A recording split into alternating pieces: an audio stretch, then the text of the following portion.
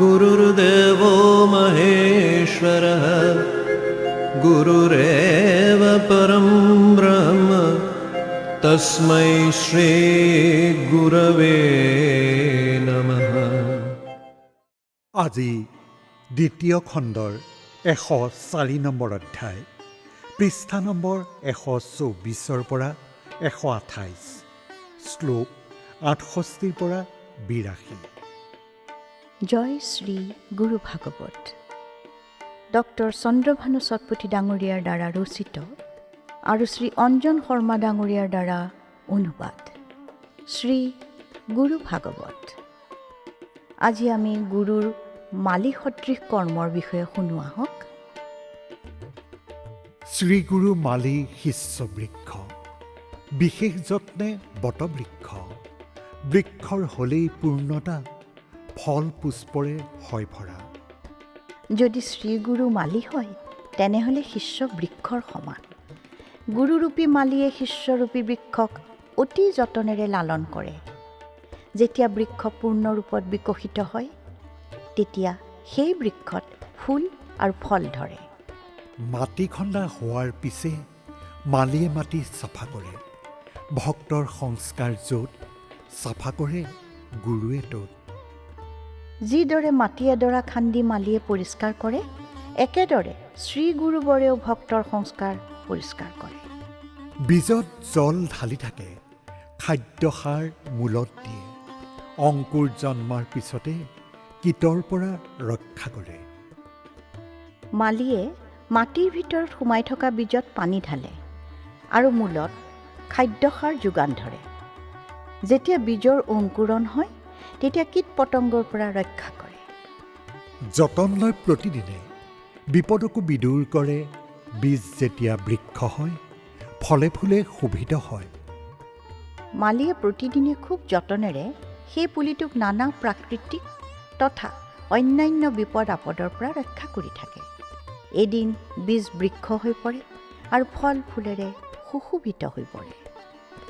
ডাল পাতেৰে গলে ভৰি, চৰাই থাকে বাঁহ বান্ধি, পথিকে আশ্ৰয় বিচাৰে, ছাঁত জিৰাই মাজে মাজে। পিছলৈ যেতিয়া বৃক্ষ ডাঙৰ হৈ পৰে আৰু শাখা প্ৰসাৰিত হয় তথা পাতবোৰ ঘন হৈ পৰে তেতিয়া নানা প্ৰকাৰৰ চৰায়ে সেই বৃক্ষত বাঁহ সাজে আৰু মাজে মাজে পথিকেও বৃক্ষৰ ছাঁত জিৰণি লয়।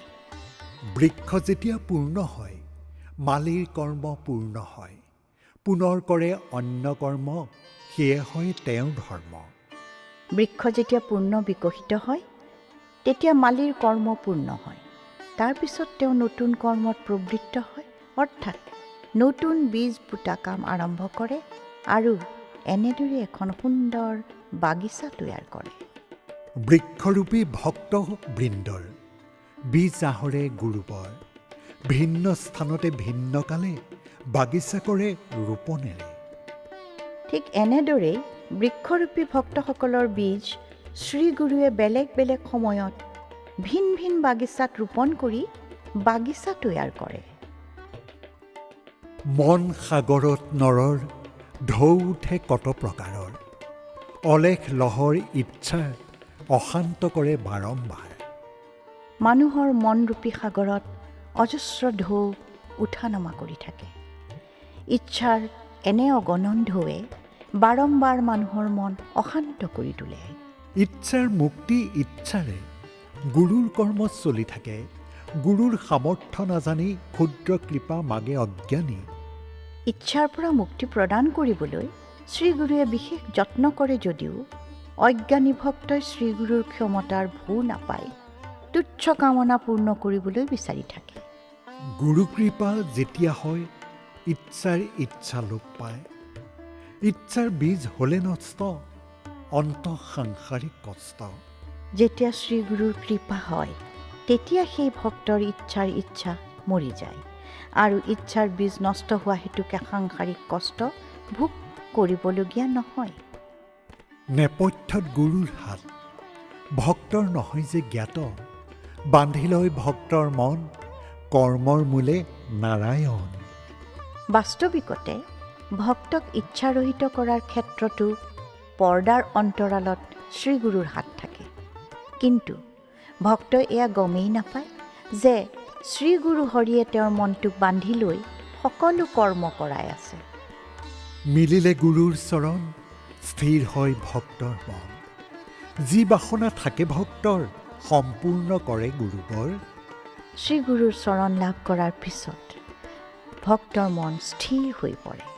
পিছলৈ সেই ভক্তই যিহকে বিচাৰে শ্ৰীগুৰুবৰে তাকেই পূৰ্ণ কৰে।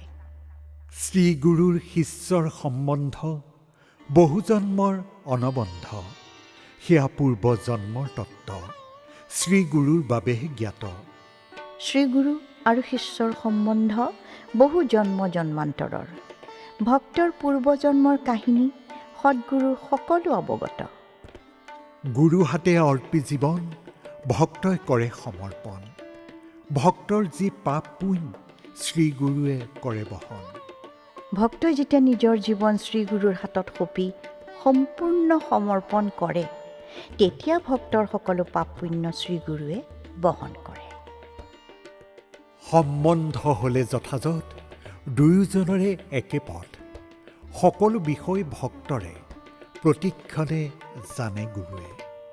যেতিয়া শ্ৰীগুৰু আৰু ভক্তৰ সম্বন্ধ অটুট হৈ যায়, তেতিয়া দুয়োৰে বাবে অন্য কোনো পথ খোলা নাথাকে। তেনে ক্ষেত্ৰত ভক্তৰ সবিশেষ শ্ৰীগুৰুৱে গম পায় তথা প্ৰতি পলে পলে খা খবৰ ৰাখে। আজিলৈ আমি ইমানতে সামৰিলোঁ। অহা খণ্ডত পুনৰাই লগ পাম। জয় শ্ৰী গুৰু ভাগৱত।